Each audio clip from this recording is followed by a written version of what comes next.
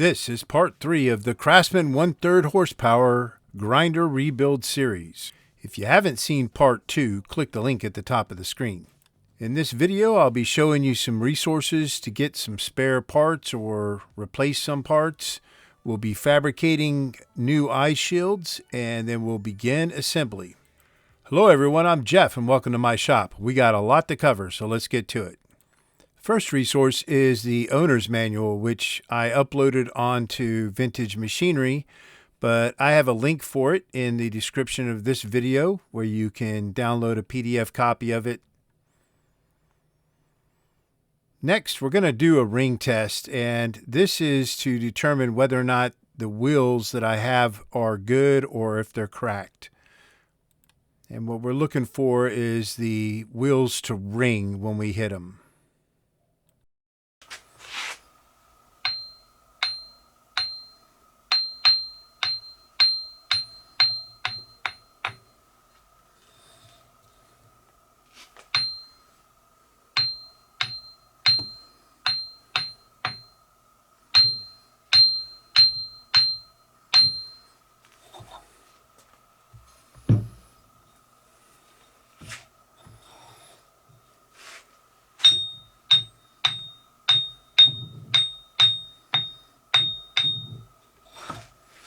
So both of those wheels ringed just fine. If they had cracks in them, they would have a dead sound to them, which they didn't. They ring. So we don't have to replace them. But if you had to replace your wheels, that's what we're going to talk about next. So these wheels are 6 inches by 3/4, and McMaster-Carr sells them in several different grits, from 24 grit all the way up to 120. And you can see the price on them is about 28 bucks. And then you're going to need bushings. And for one set of bushings is $7.59 off of Amazon. And I'll have links for all this stuff in the description of the video. You're going to need 2 packs of those. If for some reason you're missing your flange washers, you can buy another set off of Amazon for $14.99. And that has 4 in it. Now, the original bearings on this grinder were New Departure 7503s, which translates to a modern standard of a 6203 bearing. And they are ZZ, meaning they have metal shields on both sides. So I replaced the original bearings with these Timken bearings that I got off of Amazon. This was a 2-pack of the bearings for $13.26. So the lampshade. Unfortunately, I called mylampparts.com. They no longer carry this. Now, your mileage may vary. You could call them and maybe they'll tell you who the manufacturer was. I think I paid like 19 bucks for one about 3 years ago, and that's what I made the lamp on my bandsaw with. But it's almost a direct replacement for the grinder lampshade. So if anyone else knows where to get them, please post it in the comments section. So another company is called Grand Brass. They have a lot of lamp parts, and this is where I got the gooseneck from. This is the gooseneck that I got. It's an 18-inch. The original was 16 inches. Also from Grand Brass, I got the keyless E26 lamp base. And I had to replace the gooseneck because it's broken on this grinder. So probably one of the hardest things to find are the rubber bushings, and you can pay a lot of money on eBay for them. Luckily, if you go to Lowe's and you grab the Hillman 884633, those are what I used. And then I replaced the power cord on mine. This is just a 2-pack from Amazon. And as I said, I will put links for all of this stuff in the description.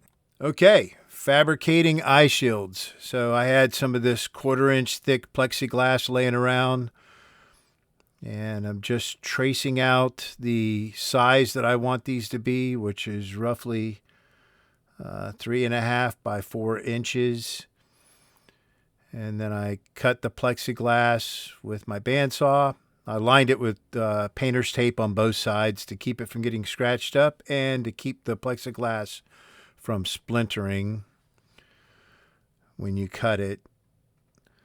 And then I taped the two of them together and then sanded them so that they are uniform and smooth on the edges.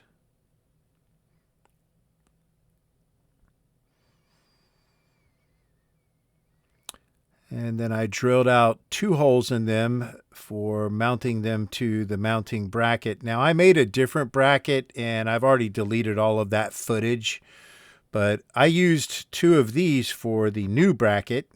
They're a $1.18 from Home Depot, and they're just 2x4 hangers, and that center section is 1.5 inches wide, which is what we need. So I cut these up, and you'll see kind of what the finished product looks like in a little bit here, but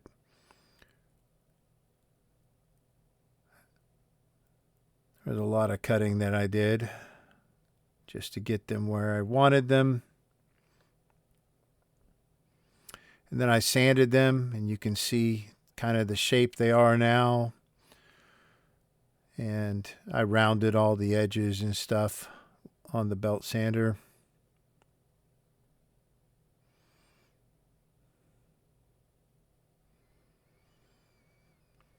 And then I drilled all the holes that I needed for them. I really don't have a lot of that on video.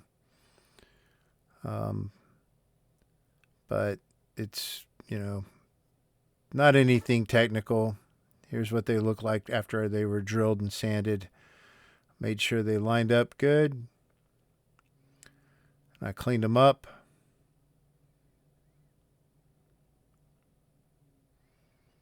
And after I got them cleaned up, ready to assemble them,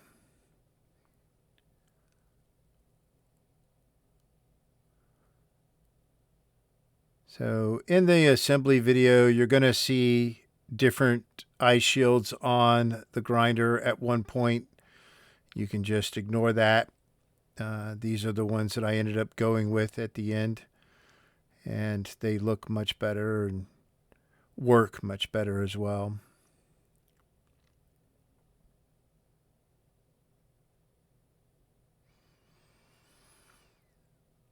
So you can purchase some generic ones that basically replace the bolts that connect the spark arresters, and that's how they attach to the grinder.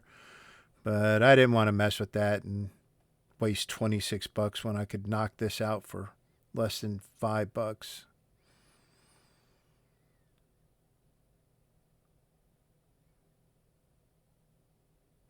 So there's the old gooseneck, and you can see what I'm talking about. It was already splitting. So you can see the new one. It's actually stronger too, so it won't lean. That's one of the problems with a lot of goosenecks is they get kind of sloppy. So I'm putting in new lamp wire because it's longer, so I need more wire.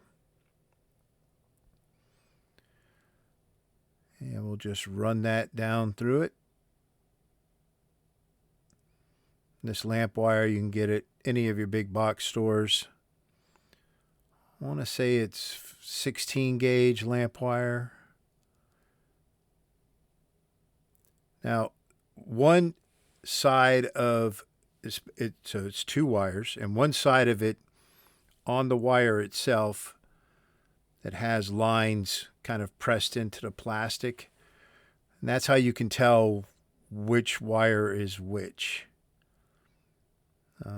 Would have made more sense if they had painted a stripe on it, but it is what it is. So after we got the wire installed, we're going to go ahead and put some terminals on the ends of it. These will be female blade terminals.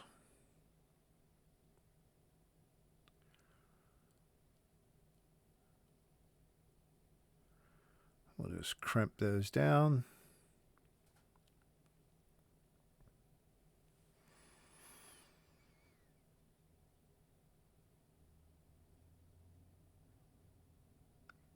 Next, we've got the socket or the lamp socket.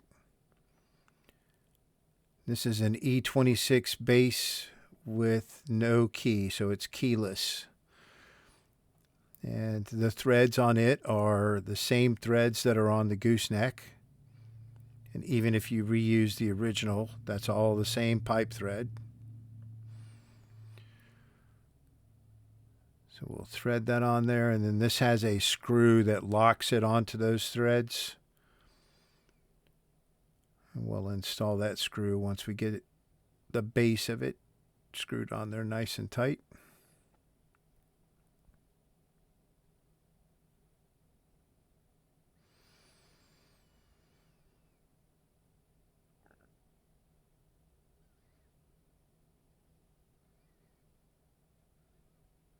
And there we go.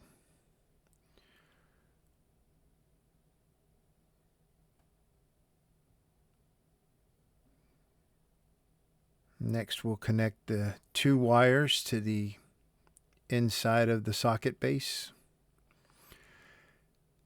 So one of these screws goes to the center, and one of these screws goes to the screw wall. And you just need to remember where they came from in the original lamp and make sure you wire them up correctly here.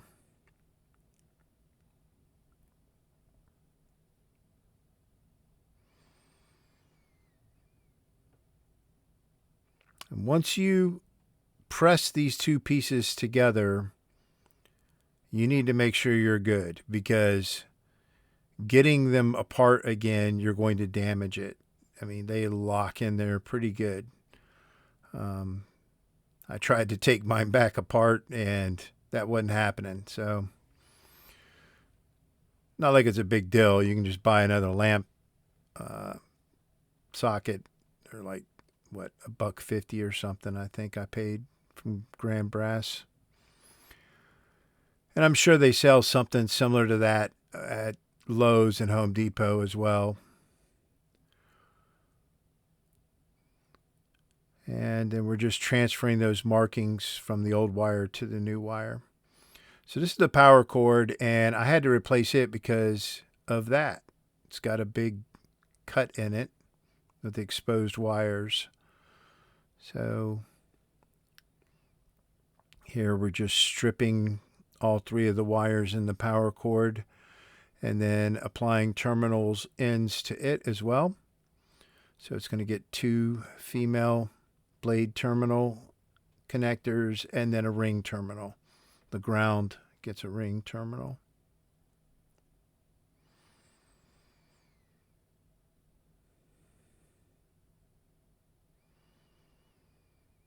And then we'll remark all of those wires as well.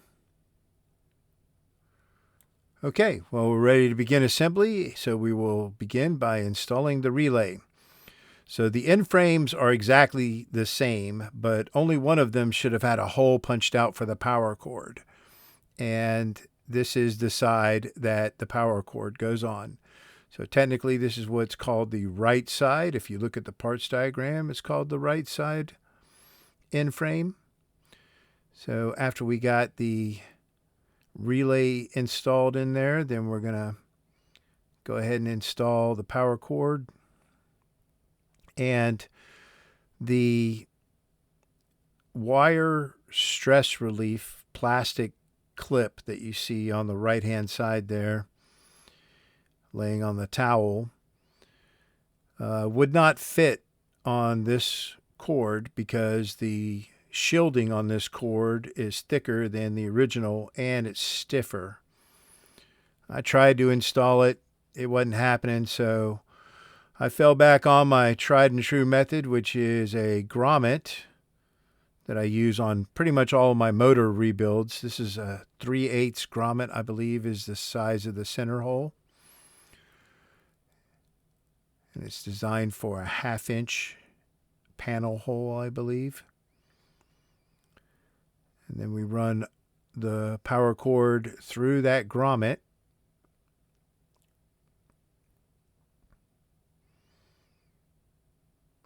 And then we're going to install a hog ring on the power cord.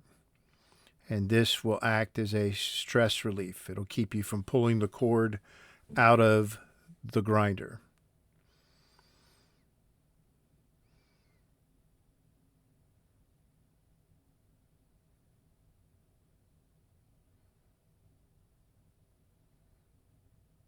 And these were commonly used in the 40s, 50s, 60s, and into the 70s to do just this.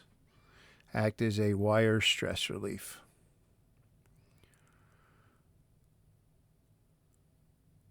And there we go.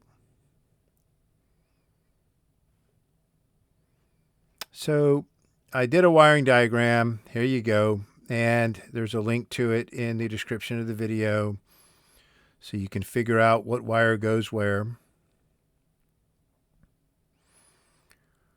So we're going to start by just connecting the ground. That goes to that screw hole right there. And it's a really small screw with a lock washer on it.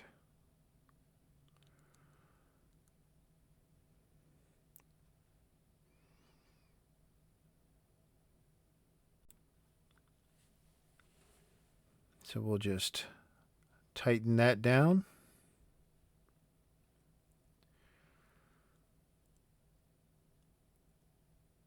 And we're going to be doing this wiring throughout the entire rebuild. It's not going to all get done at one time.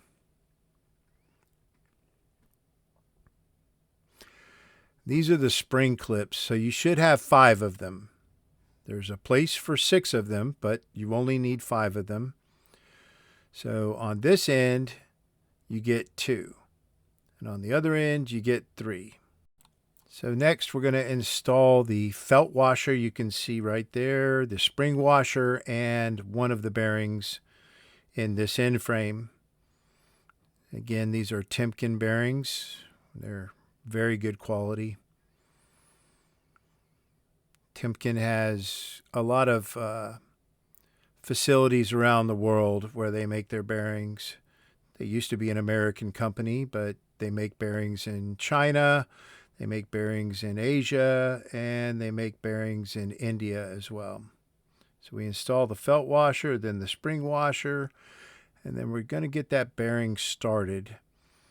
The easiest way I've figured out to seat these is I use a rod in the center of the bearing. That'll keep this next rod or tube centered on the inner race, and then we can smack it in.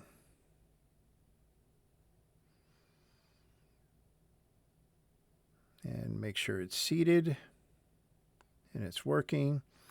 Those spring clips are probably going to come off when you whack it with a hammer, or a mallet. So just keep an eye on that. Next, we're going to install the stator. So I marked mine when I took it all apart to know which side faces which side, but to be honest with you, I'm not sure it's going to make a difference. I guess it could cause the motor to run in the opposite direction. So if you put this whole thing together and the wheels are turning in the wrong direction, then you probably got to flip your stator over. There may be a way to reverse the rotation of the motor, but I don't know how to do it. So we install these 4 screws for the stator, and that screws it into this end frame.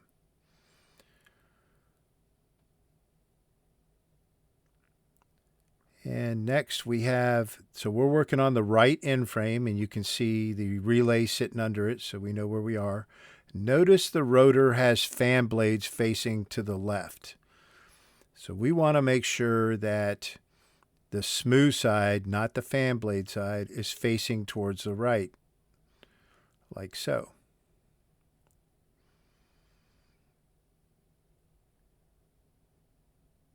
And then we just need to help seat that rotor in the bearing.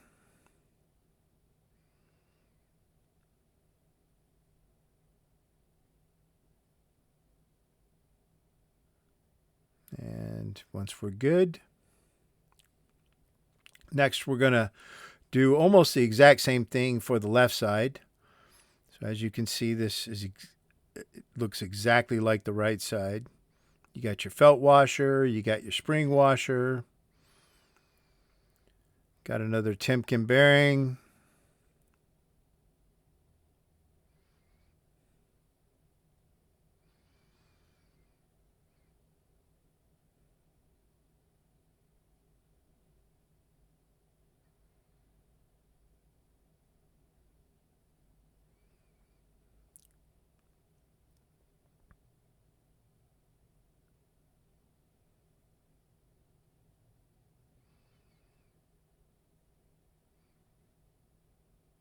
We'll get the bearing started. Drop that rod in the center. Use the tube on the inner race. And then seat that bearing.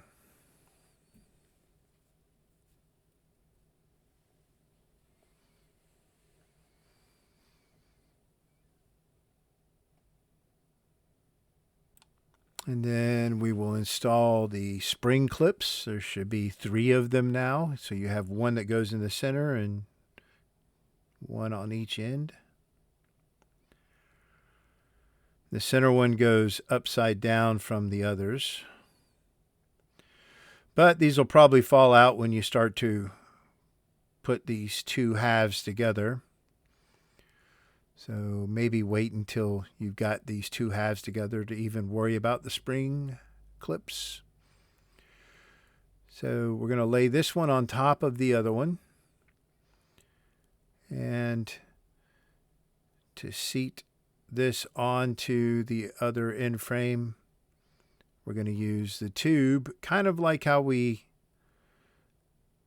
seated the bearings. And here we're just smacking the end frame itself. If we mar up the paint here, it's not a big deal because that's going to get covered by one of the bearing covers or the wheel covers. So here you can see these gaps where the 2 end frames are meeting right here on both sides. And we want to close those gaps up as much as possible before we start messing with these stator studs. Otherwise, they won't protrude through the end frame enough for you to put the nuts on them. But here we've got it closed up enough that we can get nuts on them. And we'll tighten all 3 of those suckers down.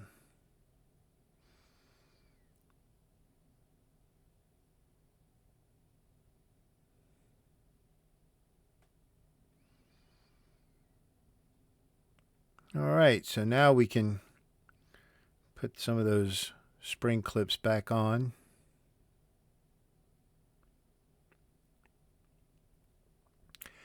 And we can start to connect some of the wire connections here. So let's look at that wiring diagram one more time. Make sure we're connecting everything correctly.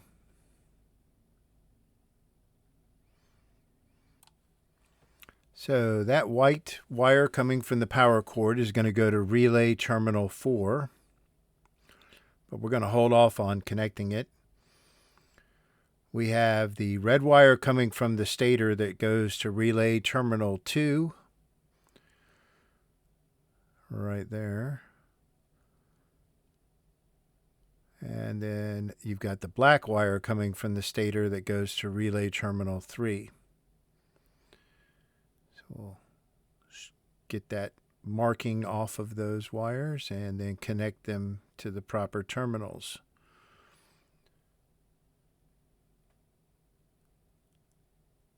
Terminal 2.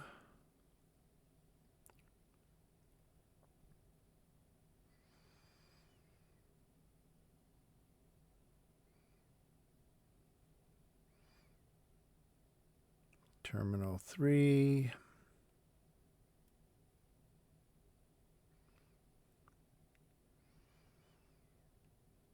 and terminal 4. And that's going to wrap up this video. Hope you enjoyed it. If you did, please like and subscribe. Don't forget all the links that are in the description of the video. And in video number 4, we will finish assembling this sucker and then show you what we've got after we're done. So, as always, I appreciate the support, and I look forward to any questions or comments, and I will see you next time.